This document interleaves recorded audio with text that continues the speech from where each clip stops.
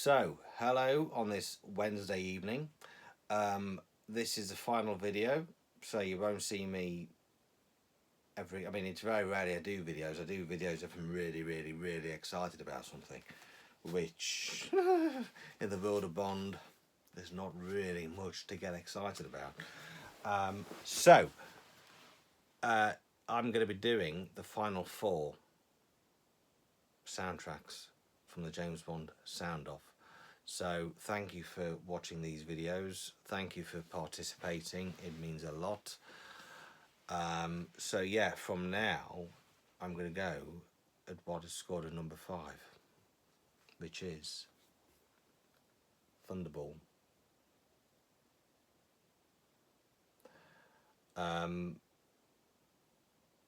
Yeah, so Thunderball, it's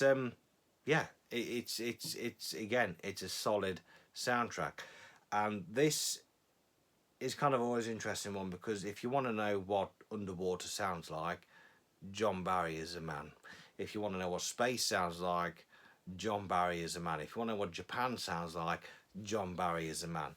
This, I mean, I think Barry always said that to score underwater music, you never use brass, you use harps and woodwind. And it somehow works. The harps represent bubbles, string, all that. So yeah, I mean, he again does a really fantastic job, and he kind of again does it, slightly alters the Bond theme again. So yeah, I mean, Thunderball. I mean, for me, this score actually. So when I was much younger, when I first got into Bond, I kind of found Thunderball a bit of a drag, and then all of a sudden, I kind of just paid attention to the score, and the old piece of music which is heard for the underwater battle and the battle between Bond and Largo just kind of elevates it. Da da da da da da da da bum bum da da da da da da da da da da bum bum bum da da da da da da da. It's, I mean, the missus absolutely detests that because I sing it all the time. She says, "Oh, fucking shit." Well, so is the crap you listen to, dear. But hey ho. So yeah, no, Thunderball. It's a solid score, and it lands at number 5 in the Great James Bond Sound Off. Yeah, now bear with me because obviously we haven't got 5, we've only got 4 because 2 of them, film Casino Royale and Quantum of Solace, joined together. So what comes at number 2 is actually number 1, right? So the next one, which is number 4, this really did surprise me, and this absolutely, yeah. I mean, again, I had to check the figures again to just make sure we was right, and I was. I mean, I've had a lot of people who also was messaging me their scores because for whatever reason they was either late catching on it or they just weren't available on social media at the time. So yeah, number 4, and this, I can imagine the inbox, the comments being a bit mental on this. I mean, a lot of people hated the film, but it appears that Zimmer's efforts to the film didn't seem that bad actually. So yeah, I mean, No Time to Die comes in at number 4. Well, wow. I wasn't expecting that.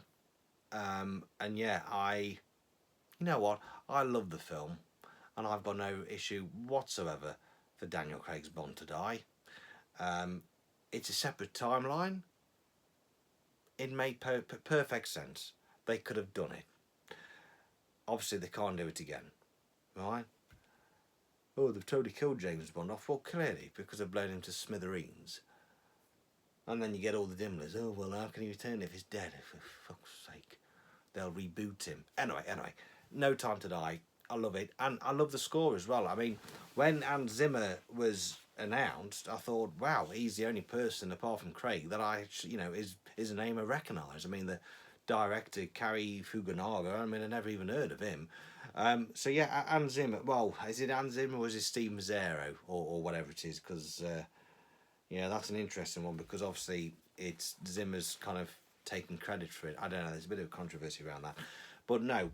With the No Time to Die score, I actually really like it because there is plenty of Bond music in there. Um, Again, he does his own rendition of the Bond theme. Um, I know in the comments when people were voting for this, they had a lot of issues with Your Majesty's throwback. Doesn't bother me whatsoever. I mean, how is that any different to the janitor in On Her Majesty's Secret Service whistling Goldfinger?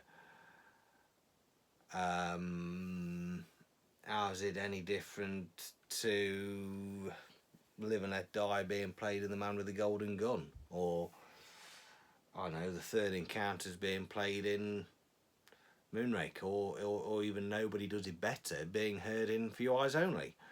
Um, I mean, we have all the time in the world. It was a Fleming coin phase. Fleming had written that in Her Majesty's Secret Service. This is a reboot. Bond can do what he likes when he, it's Fleming. At the end of the day, it's Fleming.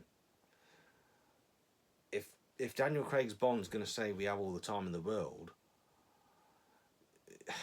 Hans Zimmer would get shot if he composed another piece of music to be associated, or he gets shot if it, people would think, well, Bond said we have all the time in the world. Why did Zimmer not pay tribute to John Barry? That's disgusting. Either way, obviously, folk, you can't keep people happy, but the Majesty's reference, I just haven't got any problem with at all. And again, when Good to Have You Back, track 11, that's basically a Majesty's Secret Service theme. Well, yeah, because Bond's joining, Bond's come out of retirement and is now coming back to Majesty's Secret Service. So you have a Majesty's Secret Service theme playing. Just don't quite get the issue with that, but anyway. I mean, back to MI6, I absolutely fucking love that tune because it just builds up, the strings, and then you get Johnny Barr just blasting it out on the guitar. So yeah, I mean, No Time to Die, it's a really solid score. I mean, to be honest, I wasn't quite expecting it to be number 4 or i.e. number 3 in the score. Due to how much people dislike the film. But I say this. I spent about 5 minutes double checking this, thinking, "Wow, this is this right?" So totally surprised me with that. At number 2, well,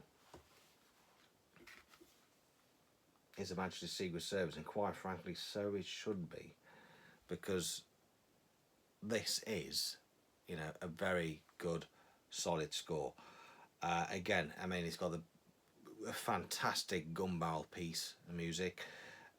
This is probably the first time John Barry actually experimented for Bond with sort of synthesizers and things.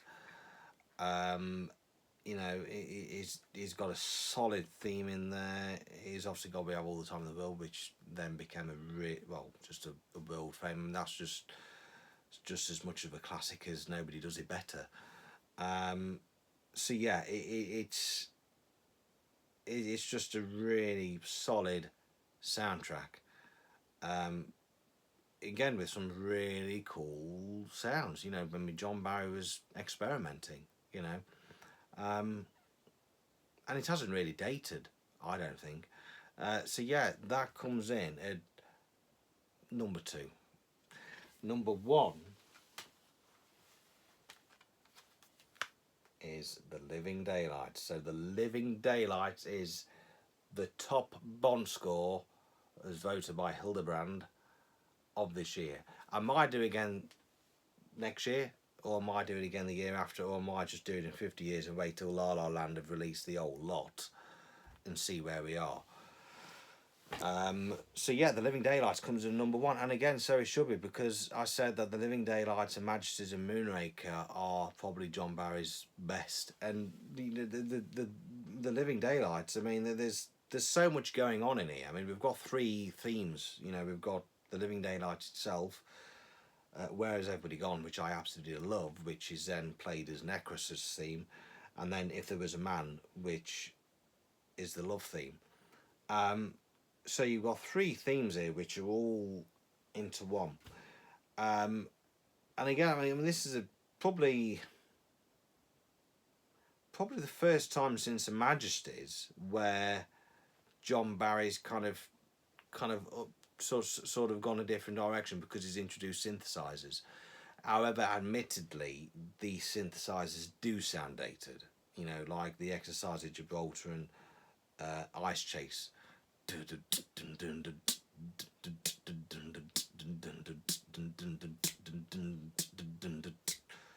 Um, yeah, it does sound dated, but um, I mean, Necros attacks an in-flight fight I just love, and Hercules takes off. They are just really good pieces.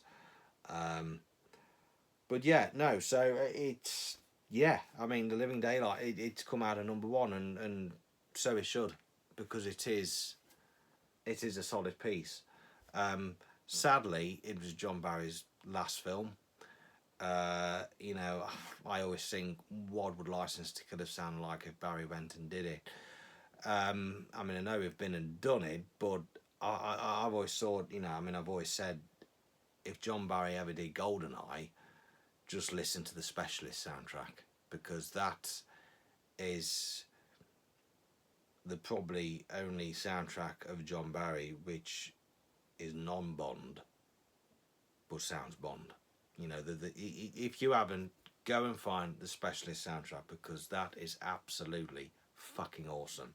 There's plenty of brass, there's plenty of daunting melodies. It's just a brilliant soundtrack. So yeah, so that's it, folks. Number 25 was Spectre, 24 Doctor No, 23 GoldenEye, 22 The Spy Loved Me, 21 Skyfall, 20 Casino Royale and Quantum of Solace, which that's why it's kind of, on this particular episode, it's kind of buggered things up. Instead of doing 5, I've done 4, because we've had 2 films that have joined places. Number 19, Dawn of the Day. Number 18, License to Kill. Number 17, The Man with the Golden Gun. Number 16, Tomorrow Never Dies. Number 15, For Your Eyes Only. Number 14, The Road Is Not Enough. Number 13, Octopussy. Number 12, You Only Live Twice. Number 11, Moonraker. Number 10, Diamonds Are Forever. Number 9, A View to a Kill. Number 8, From Russia with Love. Number 7, Live and Let Die. And number 6, Goldfinger. Number 5, Thunderball. Number 4, No Time to Die. Number 3, Her Majesty's. Number 2, The Living Daylights. But yeah, I've totally kind of, yeah. Anyway, The Living Daylights comes out as number 1, as voted by Hildebrand. So thank you for taking part, and thank you to Mr. Bain, to Mr. Chemo Edge, to Mr. Scott, and to Mr. Kershaw, and thank you to myself for hosting fantastic videos and to express their thoughts on Bond. Now, I'm a massive sort of Bond fan, obviously. I mean, look at what's around me, and I wouldn't be part of the group, and I wouldn't be, you know, doing this and that and whatever. But for me, you know, the Bond, the music of Bond is a massive part. That is one of the things that make the Bond films stand out from other films, because the rich tapestry of it, you know, with the Bond music, the John Barry sound. And I kind of just feel that sometimes the music's not really discussed. I mean, okay, there is Bond books out there on music. There's podcasts on that. I mean, the Music of Bond, which is a subsidiary of JBR. Listen to that. Fantastic podcast. Brilliant. You know, and there's various things out there, but there's just, I kind of just sometimes feel that, you know, in this group, we talk about everything, and the music probably isn't really talked about. So let's just try and, you know, kind of shed a bit more light on it, because the Bond music is an important aspect of that tapestry that makes the Bond films what they are. So anyway, thank you again, and thanks for participating. Catch you later.